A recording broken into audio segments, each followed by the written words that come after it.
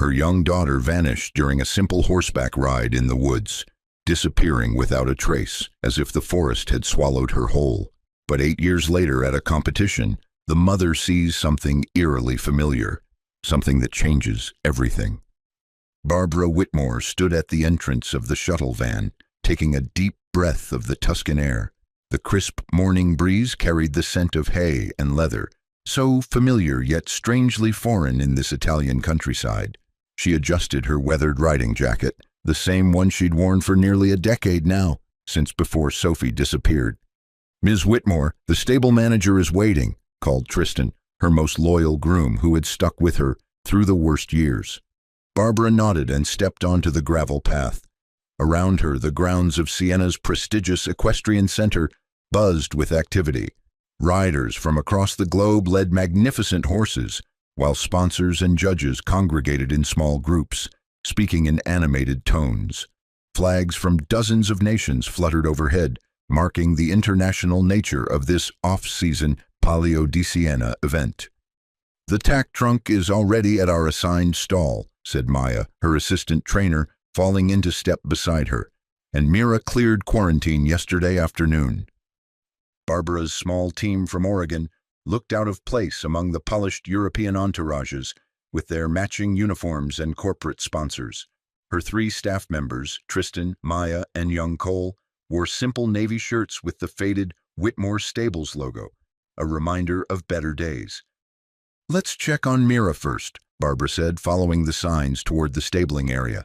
As they walked, Barbara couldn't help but remember when Whitmore Stables had been a respected name in the American equestrian community, back when her husband Richard was alive and their daughter Sophie spent every free moment with her beloved horse, Willow. But all that changed 8 years ago. The stabling area was a marvel of efficiency. Temporary structures that nonetheless conveyed luxury with polished wood and brass fittings. Country flags hung above each stall door, and Barbara found the American flag with Whitmore Stables written on a placard beneath it. Inside, Mira, a magnificent bay mare with a gleaming coat, whickered in recognition at Barbara's approach. The horse had been transported days earlier to acclimate after quarantine. "Hello, beautiful," Barbara whispered, running her hands along Mira's neck, checking for any signs of stress or stiffness from the journey. "How are you holding up?" While Tristan took Mira's temperature, Barbara examined her legs and hooves methodically, finding nothing concerning. Meanwhile, Maya unpacked their equipment. The custom saddle imported from England that cost Barbara more than she could afford. The bridle with its handcrafted stitching, grooming supplies, oils, and their competition attire. "She's perfect," Tristan confirmed. "Temperature normal, hydration good." "Let's walk her," Barbara decided. "Get her moving after all that standing around." As they led Mira through the stable lanes, Barbara took in the competition. Horses worth hundreds of thousands, some even millions of euros, stood in neighboring stalls. Their handlers spoke in various languages, creating a symphony of international equestrian excellence. Barbara fought back the familiar tightness in her chest.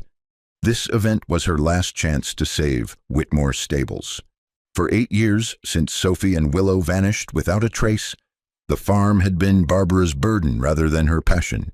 Financial struggles mounted as she lost the will to maintain the business that had once brought her family such joy.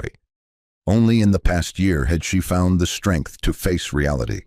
Without major investment or sponsorship, Whitmore Stables would fold within months. Then came the letter, an invitation from the European Equestrian Federation offering grants to selected American breeders. The all-expenses-paid trip to Siena included flights, accommodation, horse transport, and the opportunity to compete for prestigious breeding partnerships that could revitalize her business. Barbara didn't fully understand why they had selected her modest farm, but she hadn't been in a position to question the blessing. As they turned a corner in the stable complex, Barbara noticed a young blonde girl brushing down a Palomino horse. The girl couldn't have been more than 14 or 15, Sophie's age when she disappeared. Her movements were efficient yet gentle as she braided the horse's mane with practiced fingers. The girl caught Barbara's gaze and smiled warmly. Barbara smiled back automatically, though her heart ached. How many times had she watched Sophie groom Willow just like that? The familiar braid pattern, the gentle whispers into the horse's ear. For a fleeting moment, Barbara allowed herself to imagine it was them. "Ms. Whitmore?" Maya's voice pulled her back to reality. "The tack inspector will be at our stall in 15 minutes. "Right," Barbara said, blinking away the memory. Sophie would be 22 now, not this young girl. "Let's head back." They circled the complex once more, giving Mira proper exercise after her journey, before returning to their assigned stall. The team worked with seamless coordination, Tristan brushing Mira's coat to a mirror shine, Maya preparing the saddle pad with their competition number, and Cole meticulously cleaning every piece of metal on their tack until it gleamed. Barbara supervised as they braided Mira's mane in the traditional dressage style, 43 small, tight braids that would hold perfectly through her performance. The ritual was soothing, familiar, a reminder of why she had once loved this life. Just as they finished, Barbara glanced across the arena to the far ring. A tall man was walking a striking horse, a bay with distinctive white markings. Something about his gait, the way he carried himself, struck Barbara as familiar. "Wait here," she told her team. "I need to check something." "But Ms. Whitmore, the inspector," Maya protested. "I'll be quick," Barbara assured her, already walking toward the far ring. As she drew closer, recognition dawned. The impeccably dressed man with silver-streaked hair and Italian leather boots was Gregorio De Luca. Barbara hadn't seen him in years, not since the intensive search for Sophie. Gregorio had owned property neighboring hers in Oregon's Willamette Valley. He had been a fixture in their lives once, Richard's closest friend, a benefactor to their farm, a man who brought expensive wine to dinner and offered sage business advice. After Richard's illness took him, Gregorio had remained present for a while, offering support and kindness. But after Sophie's disappearance, as Barbara retreated into grief, their connection had dissolved. Yet here he was, thousands of miles from Oregon, leading a magnificent horse around a practice ring with the confidence of someone accustomed to moving through the world's most elite circles. Barbara stood at the edge of the ring, watching him for a moment. Gregorio spotted her and his face lit up with recognition. His wide, charismatic smile hadn't changed at all. "Barbara," he called out, immediately handing the horse's lead to an assistant and striding toward her. What an extraordinary surprise. He embraced her warmly, the familiar scent of his expensive cologne bringing back memories of happier times. "Gregorio," she said, genuinely pleased despite her surprise, "I had no idea you'd be here." The equestrian world is small, no? His Italian accent had become more pronounced, though his English remained perfect. "How have you been, my dear? It's been, 5 years?" 8, Barbara corrected quietly. "Not since—" Understanding flashed across his features. "Of course, 8 years. I'm so sorry, Barbara. Time has its way of blurring in my mind." He squeezed her shoulder gently. "And how is the farm? Whitmore Stables still producing champions, I hope." Barbara hesitated, then decided there was no point in pretense. "It's been difficult, to be honest. After Sophie, well, the heart went out of the business. I'm actually here hoping to secure some breeding partnerships to keep us afloat." Gregorio's expression softened with sympathy. "I'm truly sorry to hear that. You've always bred exceptional horses. I still speak of Richard's eye for bloodlines." "What about you?" Barbara asked, eager to shift the focus. "How's your place in Oregon? I heard you expanded." "Ah, yes," Gregorio nodded, gesturing expansively. "The Oregon property still operates, but it's just one of several now. I have establishments in Kentucky, France, and here in Italy. Keeps me traveling constantly." His smile turned rueful. "The price of success, I suppose." His kindness and familiar charm made Barbara realize how isolated she'd become in her grief. Gregorio had always had that effect, making people feel at ease, important, seen. "I never properly thanked you," Barbara said suddenly, "for everything you did during the search for Sophie. The way you coordinated with the police, organized volunteers." Gregorio waved a dismissive hand. "Please, it was nothing. I only wish we could have—" He trailed off. "The police never did determine what happened in those woods, did they?" Barbara shook her head. The hoof prints led nowhere. Pieces of torn tack suggested some kind of struggle or accident, but with both Sophie and Willow missing. She swallowed hard. Some thought animal attack, others suggested she got lost, but without bodies. The familiar pain clutched at her heart. 8 years of not knowing was its own special kind of torture. Gregorio looked as though he might say more, but then his gaze shifted over Barbara's shoulder. "I believe your inspector has arrived at your stall. We shouldn't keep him waiting. These Italians are strict about their schedules." Barbara turned to see a uniformed official standing by Mira's stall, clipboard in hand. "I should go," she said. "It was good to see you, Gregorio." "Likewise, Barbara. Perhaps we can catch up properly later. I'm staying through the exhibition." With a nod and a smile, Barbara hurried back to her stall, her mind swirling with memories and the strange coincidence of seeing Gregorio here, so far from home. Barbara returned to find her team standing anxiously beside Mira, the tack inspector already examining their saddle with meticulous care. "Signora Whitmore," he greeted her in heavily accented English. "Your equipment is very fine. Italian leather on the saddle, yes?" "English, actually," Barbara replied, stepping forward to show him the maker's mark. The inspector nodded approvingly, then proceeded to check every buckle, strap, and piece of metal on their tack, ensuring it complied with competition standards. As he worked, he explained the day's schedule. "You have 20 minutes in warm-up ring 3, beginning at 11 o'clock. The exhibition class starts at 11:30 in the covered arena. Judges will evaluate movement, presence, and handling. Not a competitive class strictly speaking, but important for the breeding evaluations." He made several notations on his clipboard. "Your papers are in order. Good luck, Signora."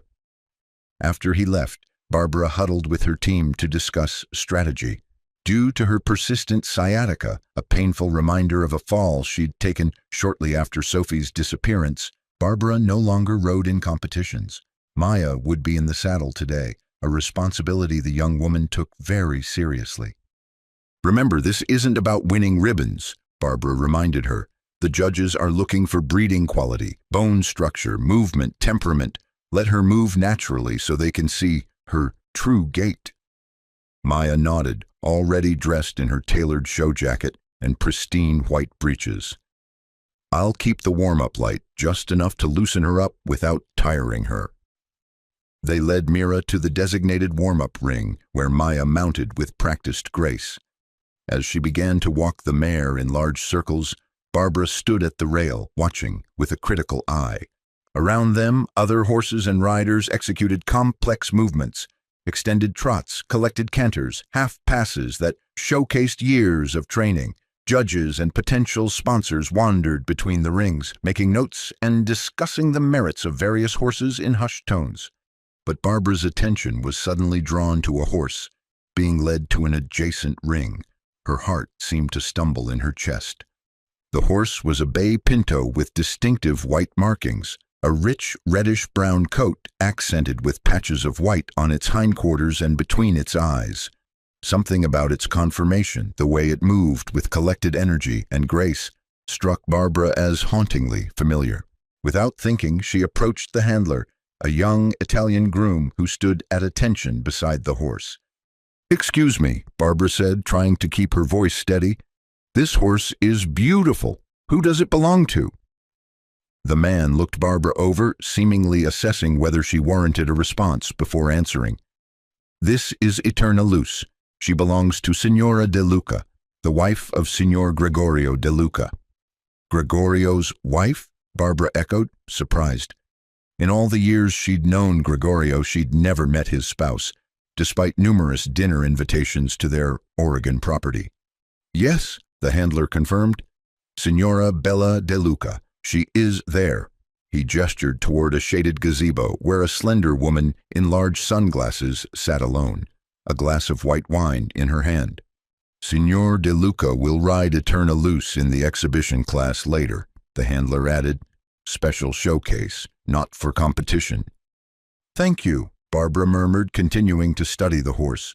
The markings, the conformation, even the way the horse tossed its head impatiently, it all reminded her so powerfully of Willow that it made her chest ache. But it couldn't be Willow, that was impossible. Willow had disappeared in the Oregon woods 8 years ago, thousands of miles from here. "Ms. Whitmore?" Maya called from the ring. "Should I take her into a working trot now?" Barbara forced her attention back to her own horse and rider. "Yes, start your warm-up sequence. I'll be right there." After ensuring Maya had Mira well in hand for the warm-up, Barbara decided to approach Gregorio's wife. If nothing else, common courtesy suggested she should introduce herself, given her long history with Gregorio. The elegant woman sat alone under the gazebo, seemingly indifferent to the prestigious equestrian activities surrounding her. Her designer sunglasses obscured her eyes and her posture, one leg crossed over the other, wine glass held loosely in manicured fingers, suggested both refinement and boredom. "Excuse me," Barbara said as she approached. "I hope I'm not intruding. I'm Barbara Whitmore." The woman tilted her head slightly but didn't remove her sunglasses. "Yes? I'm an old friend of Gregorio's from Oregon. Our farms were neighbors for many years." "Ah!" The woman's voice held the faintest trace of an accent Barbara couldn't quite place. "Yes, Gregorio has many friends." Barbara hesitated, taken aback by the cool response. "I don't believe we've ever met, despite all the dinners Gregorio hosted when my husband was alive." "I spend most of my time in Italy," the woman replied, taking a deliberate sip of her wine. "My husband travels for business. I rarely accompany him to America." There was something dismissive in her tone that made Barbara consider retreating, but she persisted, gesturing toward the nearby ring. "Your horse, Eterna Luce, is absolutely stunning. The markings are remarkably similar to my daughter's horse from years ago." At the mention of the horse, a subtle tension seemed to enter the woman's posture. "Thank you, but as I said to the officials, we're not here for the competition, just the exhibition." Barbara nodded, studying the horse again. "May I ask how old she is?" "The resemblance to my daughter's horse is quite striking." The woman shifted in her seat, her discomfort now obvious. "I'm not certain, to be honest. Gregorio gave her to me as a gift, perhaps. 7 or 8 years ago." She waved a hand vaguely. "I'm not particularly interested in the technical aspects." "I see," Barbara said, even as her mind calculated the timeline. 8 years ago, exactly when Sophie and Willow had disappeared. "I should find my husband," the woman said abruptly, rising from her seat. "He gets distracted at these events." As she stood, Barbara caught the direction of her gaze through the tinted glasses, focused across the grounds where Gregorio stood, surrounded by a small crowd, including several young women with cameras. "You never know with men," the woman added, with a coldness that belied her attempt at humor. "One minute they're taking pictures, the next it's dinner, and then, poofed."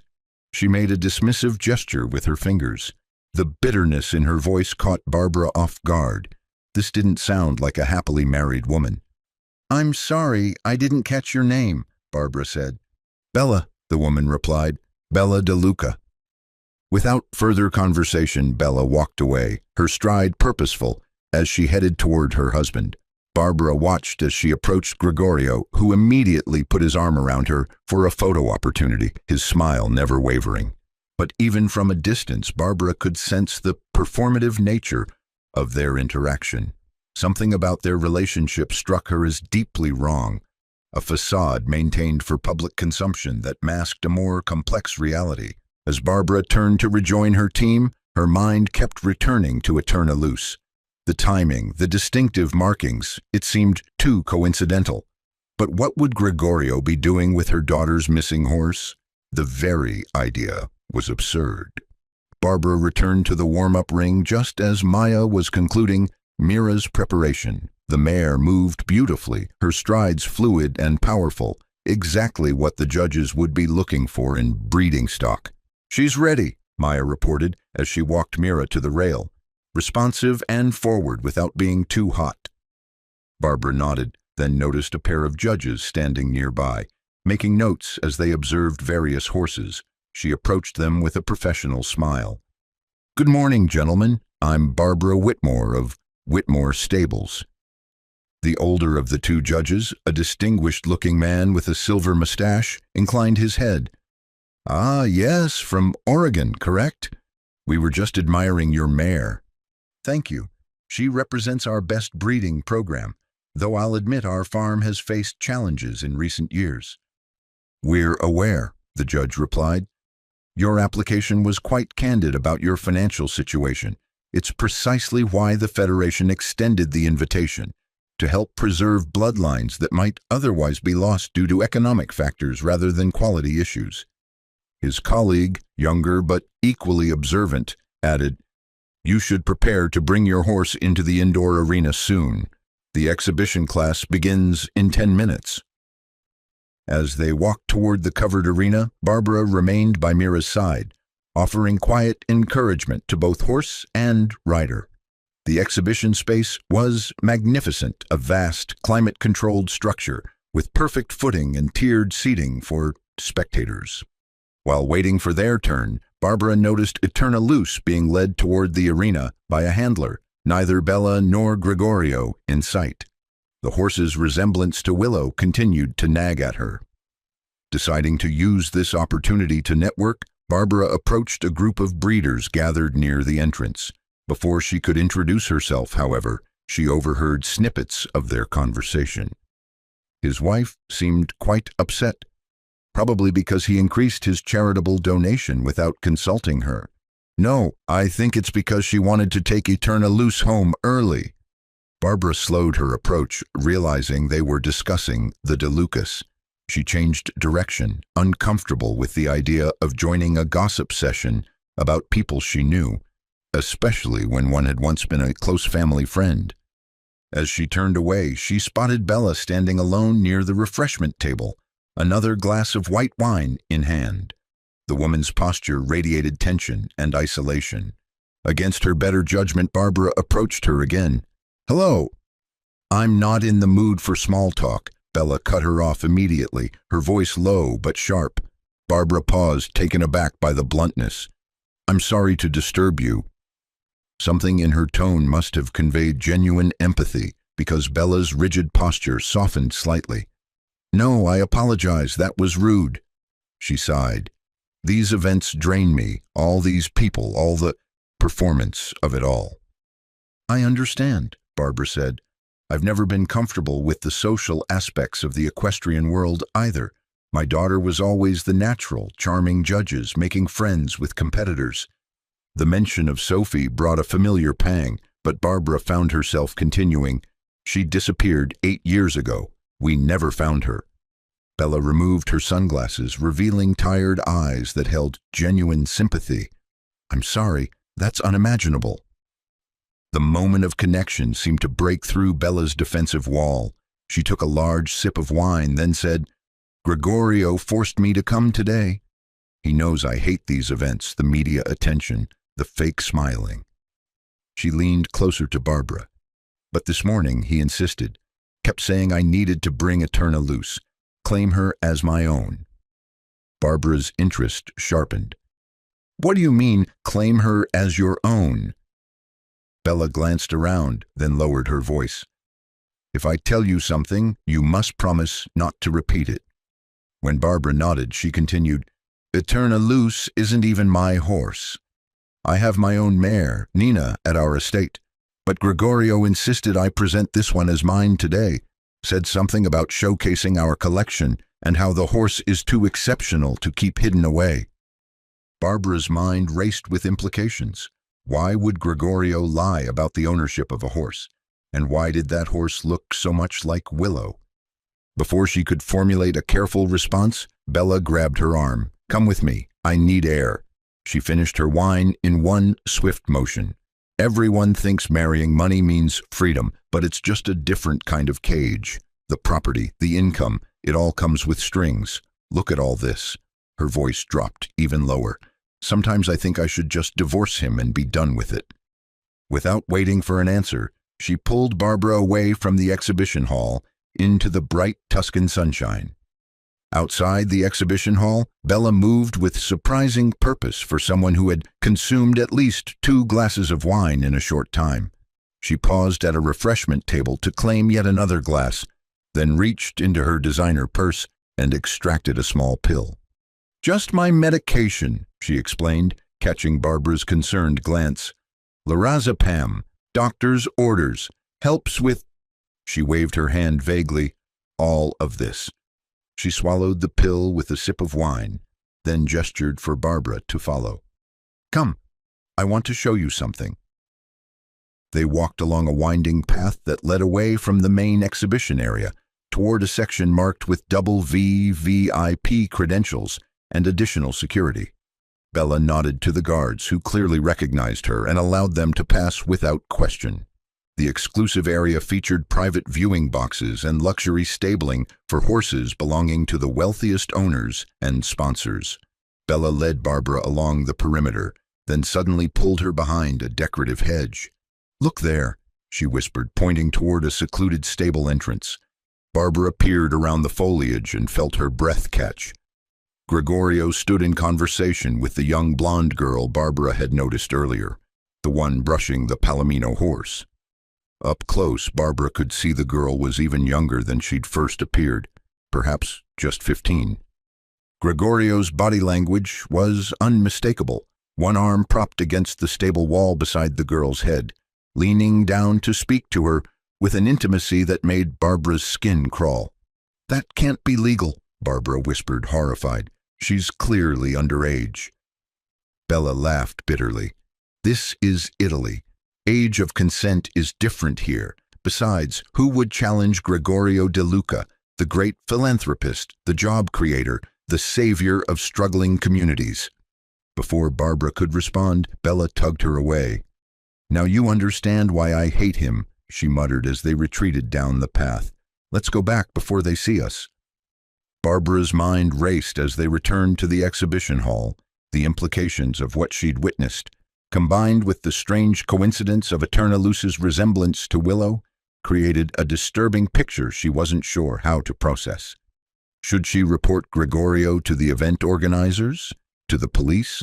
But what would she say? That he was speaking too closely with a young girl? That his horse resembled one that disappeared in America 8 years ago? That his wife, who seemed unstable and possibly over-medicated, made vague accusations? As they re-entered the hall, Bella veered toward the stall where Eternalus stood. The horse's ears pricked forward as they approached, and Barbara was struck again by the familiar way it tossed its head, exactly as Willow used to do. "You said this horse reminds you of your daughters," Bella said abruptly. "The one that disappeared." "Yes," Barbara replied. "The markings are extraordinarily similar." Bella ran her hand along the horse's neck with detached affection. "You're the only person who's approached me today with genuine conversation rather than social obligation." She turned to Barbara with sudden intensity. "I like you. You brightened what would have been another miserable day of pretending." Before Barbara could respond, Bella announced, "The horse is yours." "What?" Barbara stared at her in confusion. "Eternalus. I'm giving her to you. Consider it a gift between friends." Barbara shook her head, stunned by the extraordinary offer. "I can't possibly accept. You said the horse is not yours." "I don't care." Bella's smile held a sharp edge. "He forced me to claim her as my own, so that's exactly what I'm doing. Exercising my ownership by giving her to someone who will appreciate her." Barbara approached the horse hesitantly, extending a hand toward its muzzle. To her surprise, Eternalus leaned forward immediately, pressing her nose into Barbara's palm with familiar affection. Barbara spent the next hour in deep conversation with Bella near Eternalus's stall. The casual exchange gradually evolved into something more meaningful as Barbara shared the story of Sophie's disappearance and its devastating impact on her life. "She was 14, Barbara explained, her voice soft. a natural with horses from the time she could walk. That morning was like any other. She took Willow for a trail ride in the woods behind our property. When she didn't return for lunch, I wasn't immediately worried. But by dinner, as Barbara spoke, she became increasingly aware of the many similarities between Willow and Eternaloose, not just in appearance but in mannerisms. The way the horse kept reaching over to nudge Barbara's shoulder, the distinctive nervous pawing when strangers approached. It seemed impossible that this could be Willow, yet each passing moment strengthened Barbara's suspicion. If this was indeed Sophie's horse, what did that mean? How had Willow ended up in Italy, in Gregorio's possession? And what might that suggest about Sophie's fate? The implications were too frightening to fully consider. Their conversation was interrupted by the sound of someone clearing their throat. Both women turned to find Gregorio standing behind them, his expression carefully neutral as he adjusted his silk tie. "There you are, cara mia," he said to Bella, leaning down to kiss her cheek. If he noticed her slight recoil, he didn't acknowledge it. "I've been looking for you." "Gregorio," Bella replied with practiced sweetness.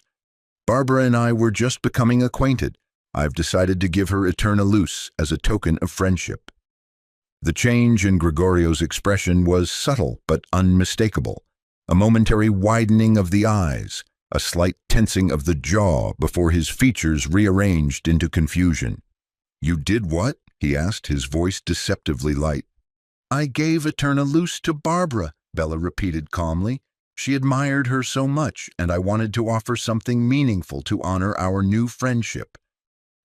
"Bella, cara," Gregorio's voice dropped to a whisper, though his smile remained fixed. "Perhaps we should discuss this privately." "There's nothing to discuss," Bella countered. "You told me to claim this horse, so she's mine to give away." "But I told you it's only for—" Gregorio pressed his fingers to his temple.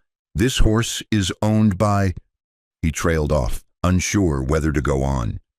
Barbara attempted to intervene. "Gregorio, please, if this causes any problem—" He thought about it, then— No, he interrupted, his charm reasserting itself, though his eyes remained cold. "You know that. Bella's right. If this is what Bella wants, then of course." He turned to his wife. "You're right, Cara. The horse was yours. I simply didn't expect—" He trailed off as several nearby competitors glanced in their direction, clearly aware of the tension despite Gregorio's attempt to keep his voice down. Gregorio straightened, switching tactics. "Well, it seems my wife has made a generous decision. Barbara, please accept this gift in the spirit of our long friendship." His smile broadened. "And Bella, I have good news that might cheer you. I've found a new handler for our stable, young Alessia, whom you met earlier, very talented with horses." Bella's expression hardened.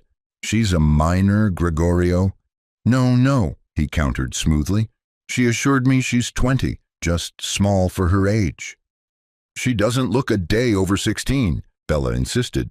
Gregorio waved a dismissive hand. "I would never hire someone underage for such responsibilities. You know me better than that." The subtle undertone in his voice made Barbara's skin crawl. She glanced at Bella, who simply took another sip of wine, her eyes revealing her disbelief, but her lips remaining sealed. "Barbara," Gregorio said suddenly, turning his full attention to her, "you must come visit our estate. It's just an hour's drive from here in Val d'Orcia. Beautiful countryside. Your team can remain here with your competition horse. They'll be well looked after." "That's very kind, but I should stay for the exhibition," Barbara began. "Nonsense," Bella interrupted, surprising her. "The show has become tedious. I'm desperate to leave, and having you with us would make the afternoon bearable." Barbara hesitated, torn between her professional obligations and her growing certainty that something deeply wrong surrounded Gregorio de Luca, something that might relate to Sophie's disappearance. "All right," she agreed finally. "I'll let my team know." As they walked toward the parking area, Barbara observed Gregorio speaking quietly to one of his staff, his gaze fixed on young Alessia across the grounds. The man nodded and headed in the girl's direction. Barbara's unease deepened. She climbed into the back of Gregorio's luxury SUV beside Bella, while Gregorio took the front passenger seat beside his driver. As they pulled away from the equestrian center, Barbara couldn't shake the feeling that she was either making the biggest mistake of her life or finally approaching the truth about what happened to her daughter 8 years ago. The drive to Val d'Orcia took them through some of Tuscany's most breathtaking landscapes, rolling hills dotted with cypress trees, ancient stone farmhouses, and vineyards stretching to the horizon. Under different circumstances, Barbara would have been captivated by the beauty. Instead, her mind swirled with questions and suspicions, the abrupt decision to hand over the horse to her, the unexpected invitation to the estate. She couldn't quite read Gregorio's intentions. Was she overanalyzing everything just because the horse looked so much like Willow? Or was there something deeper going on that she hadn't yet uncovered? "Welcome to Villa de Luca," Gregorio announced proudly. As the car turned onto a long, cypress-lined driveway, Barbara gasped despite herself.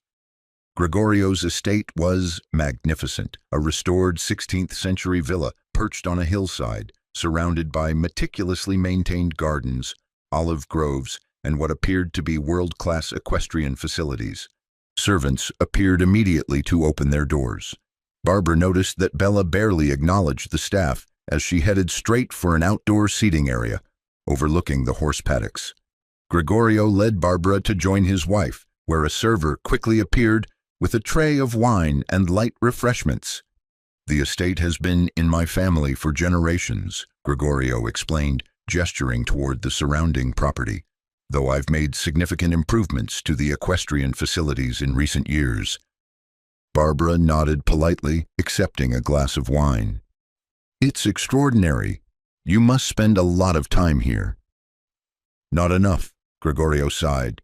"Business keeps me traveling, but I try to return at least once a month." He glanced toward the drive, his attention seemingly divided. "Excuse me for a moment. I'm expecting an important delivery." As he walked away, Barbara noticed a van turning into the property. Gregorio moved to intercept it before it reached the main house. "Delivery," Bella scoffed, following Barbara's gaze.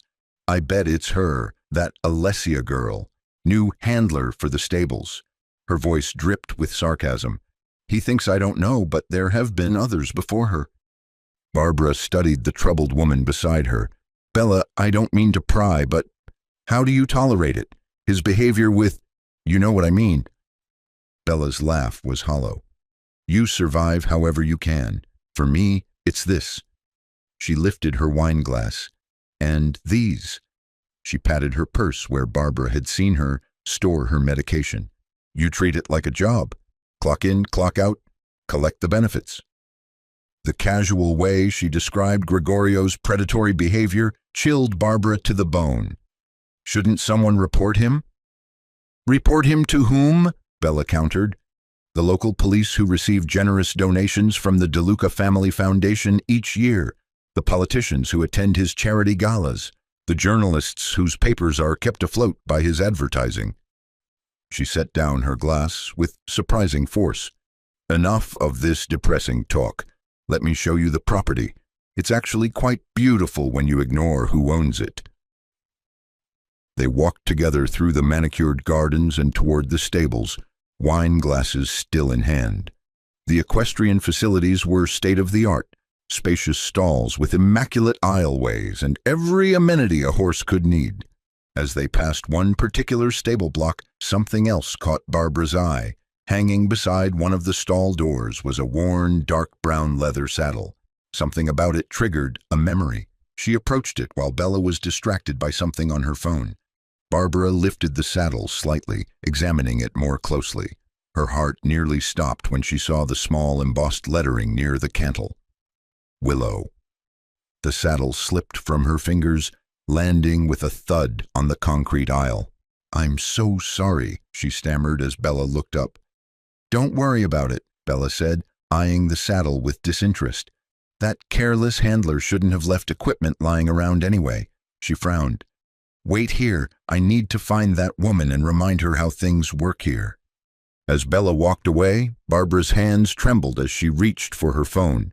She quickly snapped a photo of the saddle, then attached it along with the picture of Eterna Luce she had taken during the competition.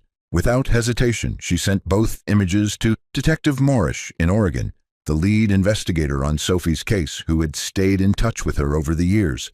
She tried calling him immediately, but the call went to voicemail. A few moments later, a text came through. "Sorry, in a meeting. What's up?" Barbara sent a voice message, her voice barely above a whisper. "I'm in Italy at an equestrian event. I found Willow's saddle at Gregorio De Luca's estate. The horse I told you about, Eterna Luce, I'm certain the saddle belongs to her. It's Willow. Gregorio insists the horse belongs to someone else, but he wouldn't say who. I have a strong feeling Sophie might be here. Something about this place feels very wrong."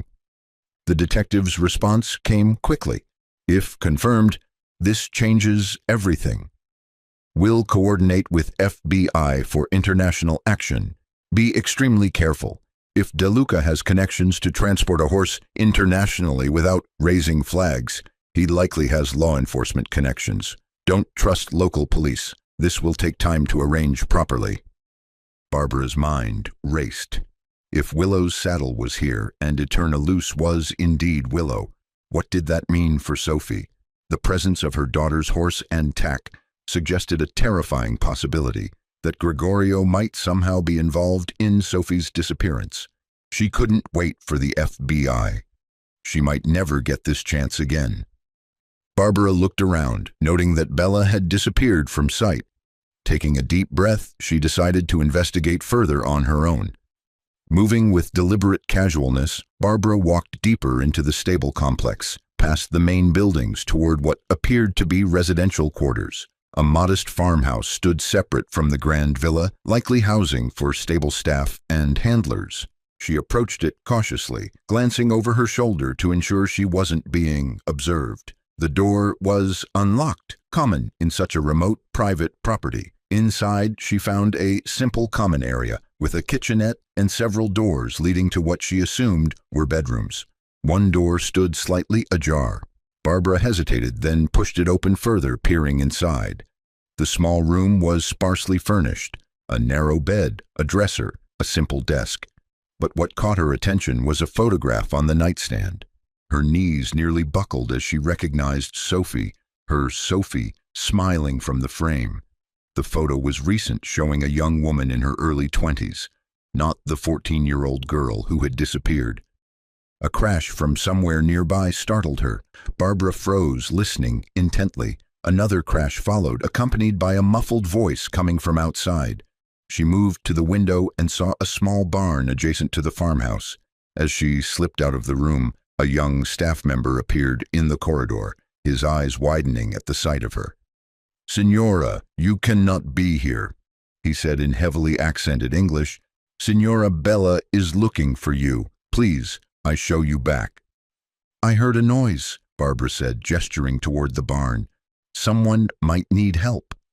No, the young man insisted, reaching for her arm. "Please, this area is private, for staff only." Barbara ignored him, drawn by an instinct stronger than caution. She pushed past him and hurried toward the barn. The door wasn't locked. She pulled it open to find Gregorio pressing a dark-haired young woman against the wall. Both turned at her entrance, startled by the interruption. The young staff member arrived behind Barbara, breathless from trying to catch up. "I'm sorry, Signor De Luca," he stammered. "I tried to—" "It's fine, Dario," Gregorio interrupted, his voice eerily calm. "She was meant to find us eventually. Go back to the house. Tell Augusto to attend to Lady Bella. He'll understand." The young man hesitated briefly, then retreated, closing the door behind him. Gregorio moved with surprising speed for a man his age. Before Barbara could react, he struck her across the face with an open palm. The blow sent her stumbling backward, momentarily disoriented. By the time she regained her balance, he had seized a length of rope and was advancing toward her. "You always were too curious for your own good, Barbara," he said, his cultured voice now cold and flat. "Always asking questions, always looking for explanations. Richard understood discretion. You never did." Barbara backed away but found herself against the barn wall. "What have you done with my daughter?" Gregorio smiled as he grabbed her wrists, binding them together with practiced efficiency. "Done with her? I've given her opportunities she never would have had in your little farm in Oregon." He secured the rope to a metal ring embedded in the wall, effectively immobilizing her. It was then that Barbara focused on the young woman with dark hair who remained pressed against the opposite wall, tears streaming down her face. At first glance, Barbara didn't recognize her. The black hair was so different from Sophie's natural blonde. But as their eyes met, recognition dawned. "Sophie?" Barbara whispered, her voice breaking. "Oh my God, Sophie!" The young woman nodded, almost imperceptibly, her eyes filled with a mixture of shame and desperate hope. Rage coursed through Barbara as she turned to Gregorio. "You kidnapped my daughter! You've kept her prisoner for 8 years!" Gregorio laughed, the sound laced with a chilling sincerity. "Kidnapped? Such an ugly word. I gave her opportunities, Barbara. A luxurious home, the horse she adored. I kept Willow for her. She's been homeschooled, exposed to culture, refinement." He swept his arm around the lavish room like a showman unveiling his masterpiece. "Look around you. Isn't this a far cry from that failing little farm you once called a future? She was a stable hand, nothing more. I offered to train her, to sponsor her, if she chose to stay with me. After all, Bella's getting old and more useless by the day." "You stole her life," Barbara spat. "Her freedom, her childhood." "I gave her a better life," Gregorio countered. "Ask her. Sophie, tell your mother how well you've been treated." Sophie's voice was barely audible. "I did what I had to do to survive, to keep Willow safe." "You see?" Gregorio smiled. "She adapted. They always do." "How?" Barbara demanded. "How did you take her without anyone seeing?" Gregorio leaned against a workbench, seemingly pleased to explain his cleverness. "It was remarkably simple. I'd been planning it for months. Ever since I first saw Sophie at that junior dressage competition when she was 12. Such extraordinary talent, such natural grace." His eyes took on a disturbing gleam as he continued. "That day I followed her into the woods in my trailer, telling the stable hands I was visiting a breeder nearby. When she reached the most isolated section of the trail, I approached her as a friend, someone she trusted. The sedative in the water I offered her worked quickly. Willow was more difficult, had to be tranquilized separately." He described the meticulous details of his plan, creating false evidence of a potential accident, deliberately leaving torn pieces of tack and misleading hoofprints. He'd transported Sophie and Willow to a private airfield, where his connections ensured no questions were asked about the sedated girl or horse. "Falsified documents are simple when you have the right contacts," he explained casually. "Sophie became my niece, traumatized by a family tragedy, coming to Italy for specialized therapy. Willow was simply an expensive import with slightly irregular paperwork. Money smooths over so many complications." Barbara fought against her restraints, sick with the realization that all those years ago, while she was frantically searching the woods with police and volunteers, Gregorio had been beside her, pretending to help while knowing exactly what had happened to Sophie. "For 8 years, she said, her voice shaking, "you've kept my daughter prisoner, made me believe she was dead. How could you do that to someone you called a friend?" "Friendship had nothing to do with it," Gregorio replied dismissively. "I wanted Sophie from the moment I saw her ride. The rest was simply logistics." "And what about Bella?" Barbara demanded. "Your wife knows, doesn't she?" "About the girls?" Gregorio shrugged. "Bella only understands the arrangement. She lives in luxury, travels as she pleases, and maintains her social position. In exchange, she looks the other way regarding my particular interests." He turned to Sophie with a possessive smile. "Sophie has been quite cooperative over the years. Haven't you, Kara? Especially once she realized resistance only made things worse for Willow." Sophie's eyes flashed with momentary defiance. I only did what was necessary to survive and protect Willow. I gained your trust so I could find a way to get word out. Today was my first chance, convincing you to bring Willow to the show where someone might recognize her." Gregorio laughed. "A desperate plan that nearly worked. I underestimated your mother's connection to that horse." He sighed theatrically. "And now, unfortunately, adjustments must be made." The barn door opened again, and Barbara was horrified to see young Alessia enter, her eyes wide with confusion. "Ah, perfect timing," Gregorio said. "Come in, Alessia. Close the door." Barbara strained against her bonds. "She's just a child, Gregorio." "How many girls have you taken?" "Taken?" Gregorio appeared genuinely offended. "I offer opportunities, employment, training with the finest horses in Europe. If additional arrangements develop, that's simply the nature of mutual benefit." He motioned for Alessia to stand beside Sophie. "Now, since you've gone and complicated things, Barbara, we'll have to move today's plans along a bit faster." Gregorio drew a gun from inside his jacket, but before he could raise it toward Barbara, the barn door burst open. Bella stood in the entrance, her stance steady, a small pistol gripped firmly in her hand. She pulled the trigger. "That's enough, Gregorio," she said, her voice remarkably calm. Her gaze swept the scene, taking in Barbara tied to the wall, Sophie and Alessia standing together, and her husband's surprised expression. "Bella, cara," Gregorio said soothingly, raising his hands slightly. "You're not thinking clearly. You should find Augusto. He has your medication ready." "I'm thinking more clearly than I have in years," Bella replied, stepping into the barn and closing the door behind her. She kept the gun aimed at Gregorio's chest. "I've suspected for years, you know. The special trainees who came and went, the private quarters I wasn't allowed to visit. But I told myself it wasn't my business, that the lifestyle was worth the compromise." Her hand remained steady as she continued.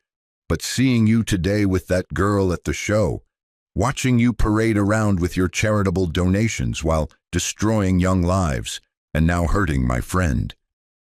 "Don't be dramatic," Gregorio said, his tone hardening. "Put the gun down before you do something you'll regret." "The only thing I regret is not doing this years ago," Bella replied. The gunshot echoed through the barn, startling everyone. Gregorio staggered backward and dropped his gun, clutching his chest where blood was rapidly spreading across his expensive shirt. He looked down at the wound with an expression of genuine surprise before collapsing to his knees. Bella immediately moved to untie Barbara, her hands trembling but determined. "We need to get out of here. His security staff will have heard the shot." As soon as Barbara was free, she rushed to Sophie, enveloping her daughter in a desperate embrace. 8 years of grief and longing poured out in wrenching sobs as she clung to the child she'd thought was lost forever. "Mom," Sophie whispered, her own tears flowing freely, "I never stopped hoping you'd find me." Their reunion was cut short when Gregorio, still conscious despite his wound, reached for his gun. Before anyone could react, he fired a single shot. Bella collapsed, a bullet wound to her head, sending her crumpling to the floor in a terrible finality that left no room for doubt. Gregorio turned the gun toward Barbara and Sophie, his eyes wild with fury. "Run!" Sophie cried, grabbing Barbara's arm. They bolted out of the barn, feet pounding against the earth. Behind them, Gregorio's enraged voice echoed through the air. "If I can't have her, no one will." A gunshot rang out, but his strength faltered. The bullet went wide. The weapon slipped from his grasp and clattered to the floor as he collapsed forward, blood spreading beneath him in a dark, widening pool. "We have to go," Barbara said urgently, pulling Sophie toward the door. "Alessia, come with us. It's not safe here." The three of them fled the barn, emerging into the bright Tuscan sunshine that seemed obscenely beautiful against the horror they'd just witnessed. They ran across the grounds toward the staff quarters where they'd encountered the young man earlier. "Dalto!" Sophie called out as they approached. "Dalto, please help us!" The young staff member, Dalto, emerged from the building, his eyes widening at the sight of their distress. "What has happened?" he asked, looking from Sophie to Barbara, and the trembling Alessia. Gregorio shot Bella, Barbara explained breathlessly. He tried to shoot us too. We need to get away from here now. Dalto's face paled. The police? They're all in his pocket, Sophie interrupted. Please, Dalto, you know what kind of man he is. If you stay, you'll be implicated too. Indecision flickered across his features before determination set in. My car, this way. He led them to a modest Fiat parked behind the staff building. They piled in, Barbara and Sophie in the back, Alessia in the front passenger seat, and Dalto accelerated down the service drive that circumvented the main entrance. As they sped away from the estate, Barbara pulled out her phone and called Detective Moorish again. This time, he answered immediately. Barbara, are you all right?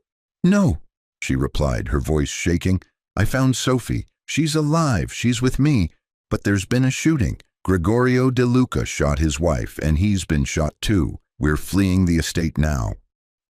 The detective's tone changed instantly to one of urgent professionalism. Where are you heading? The police station in Siena, I think, Barbara said, looking to Dalto for confirmation. He nodded without taking his eyes off the winding road. That's good, Moorish replied. I've already contacted our FBI attaché in Rome and the State Department. They're reaching out to the Italian authorities now. This is going to become an international incident, Barbara. I need you to go directly to the police. Don't stop anywhere else. I'll make sure they're expecting you. What about Gregorio's influence with the local police? Barbara asked. That's why we've involved federal authorities and the embassy, Moorish explained. This is too big for local cover-ups now. Stay on the line with me until you reach the station. As they rounded a curve in the road, they passed several police cars and an ambulance speeding in the opposite direction toward the De Luca estate. Barbara felt a surge of relief. At least emergency services had been called, which meant someone at the estate had reported the shootings. Do you think Bella could survive? She asked Sophie quietly, covering the phone's microphone. Sophie shook her head, her eyes haunted. The shot was point blank to her head, and Gregorio, he was losing so much blood. Barbara nodded grimly and returned to her conversation with Moorish, updating him on what they'd just seen. The embassy will send someone to meet you at the police station, he assured her. Don't sign anything or make any formal statements until they arrive. Just explain that you're American citizens involved in a serious incident and waiting for consular assistance. The drive to Siena seemed both interminable and too brief. Barbara kept her arm around Sophie, unable to believe that after 8 years of grief and searching, her daughter was really here beside her. I never gave up, Barbara whispered. Not really, even when everyone told me to accept that you were gone. Sophie leaned against her mother's shoulder. I knew if anyone could find me, it would be you. That's why I begged Gregorio to bring Willow to the show. I thought maybe, somehow. Willow, Barbara remembered suddenly. She's safe, Sophie assured her. Bella really did give her to you. Once we sort this out with the authorities, you'll be able to claim her officially. Barbara marveled at the strange twist of fate that had reunited her not only with her daughter, but with Sophie's beloved horse as well. They arrived at the Siena police station, a modern building that stood in stark contrast to the medieval architecture surrounding it. Dalto parked the car and turned to them with serious eyes. I will come with you, he said, to tell what I know about Signor De Luca. It is time someone speaks the truth. Together the four of them entered the station. The desk sergeant looked up, his expression changing as Barbara asked for someone who spoke English and mentioned they were expected. Within minutes, they were separated and led to different interview rooms. Before being parted from Sophie, Barbara embraced her tightly. I won't let them separate us again, she promised. Not ever. The fluorescent lights of the interview room cast harsh shadows as Barbara recounted everything to the Italian detective assigned to her case. She explained how she'd come to Italy for the equestrian exhibition, her chance reunion with Gregorio, the discovery of Willow, and ultimately finding Sophie held captive for 8 years. The detective, Inspector Rossi, took meticulous notes, his expression revealing nothing as she described Gregorio's confession and the subsequent shootings. Signora De Luca shot her husband, and then he shot her, he clarified. Yes, Barbara confirmed.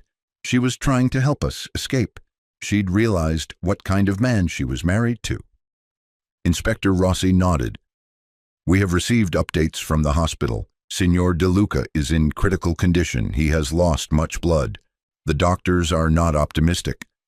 And Bella? Barbara asked, though she already knew the answer from Sophie's description of the wound. Signora De Luca did not survive, the inspector confirmed solemnly. The gunshot was fatal. Barbara closed her eyes briefly, a complicated mixture of grief and gratitude washing over her. Bella, a deeply troubled woman trapped in her own kind of prison, had given her life to save them. What happens now? Barbara asked. That depends partly on whether Signor De Luca survives, Inspector Rossi explained. But regardless, there will be a thorough investigation. Your daughter's testimony about her abduction, the false documentation, the years of captivity, these are extremely serious crimes. A knock at the door interrupted them. Another officer entered and spoke quietly to Inspector Rossi in Italian before departing. A representative from your embassy has arrived, the inspector informed her, and the FBI has contacted us directly about your case. This has become quite significant, Signora Whitmore. I just want to take my daughter home, Barbara said simply. That may take some time, Inspector Rossi cautioned. There are statements to complete, evidence to process, and if Signor De Luca survives, there will likely be a trial, though perhaps not for many months. Will we have to stay in Italy all that time? No, I don't believe so. With international cooperation, arrangements can be made for testimony via video link if necessary. But for now, you will need to remain available for at least several days while the initial investigation proceeds. Another officer appeared with coffee and water, which Barbara accepted gratefully. Her phone buzzed with messages from her team at the equestrian center, concerned about her whereabouts. She quickly texted them back that she was safe and would explain everything later. A new message with an attached photo caught her attention. A beautiful image of Willow, or Eterna Luce as she had been called, standing contentedly in a temporary stall at the competition venue, being tended to by Barbara's grooms. The sight of the horse, Sophie's horse, who had been taken alongside her all those years ago, brought fresh tears to Barbara's eyes. Against all odds, her family was being reunited. Hours later, after extensive statements, documentation, and coordination with the American embassy, Barbara was finally allowed to reunite with Sophie in a small waiting area. They fell into each other's arms, holding tight as if afraid they might be separated again. The embassy representative says we can stay at a hotel they recommend, Barbara explained. We'll be under protection there until everything is sorted out. Sophie nodded against her mother's shoulder. What about Alessia and the others at the estate? The police are interviewing everyone, Barbara assured her.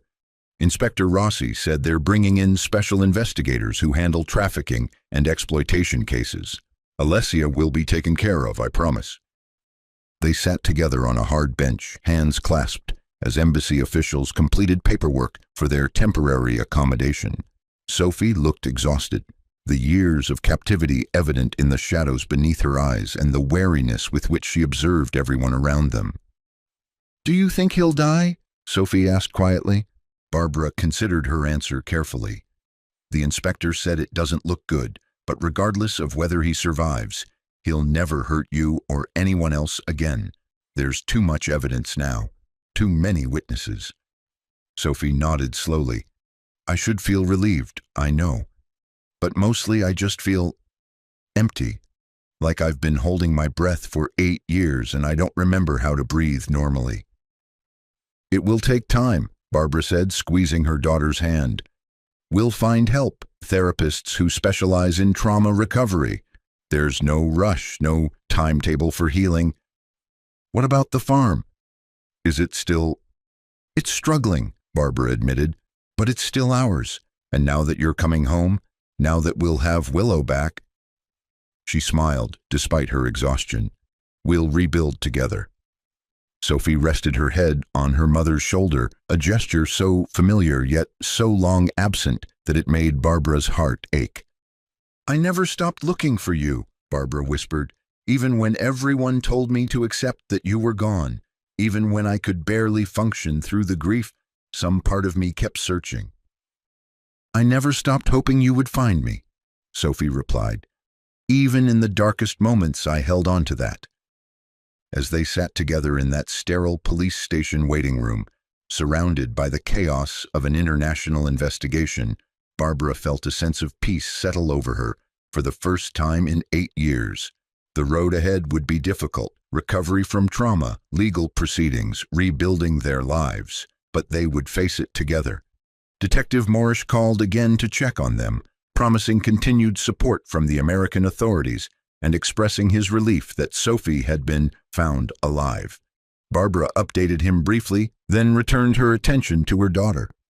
"The event organizers are arranging transport for Willow back to Oregon," Barbara told Sophie, showing her the photo on her phone. "She'll be waiting for us when we get home." Sophie touched the screen gently, tears filling her eyes at the sight of her beloved horse. "She recognized you at the show, didn't she?" Barbara nodded. Some connections can't be broken, no matter how much time passes. As embassy officials approached to escort them to their hotel, Barbara and Sophie stood together, arms around each other. They had survived the unimaginable: separation, captivity, violence, and emerged on the other side, changed but unbroken.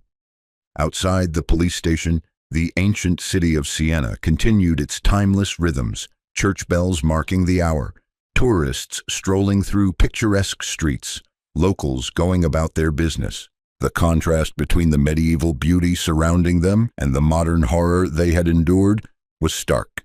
Yet as they stepped into the waiting embassy car, Barbara felt hope rising within her, hope for healing, for justice, for the future that had been stolen and was now, against all odds, returned to them. The nightmare that had begun 8 years ago in the Oregon woods was finally ending here in the rolling hills of Tuscany. The path forward would not be easy, but they would walk it together, mother, daughter, and the horse that had somehow helped bring them back to each other. In the midst of tragedy and evil, they had found their way back to one another, and that, Barbara knew, was nothing short of a miracle.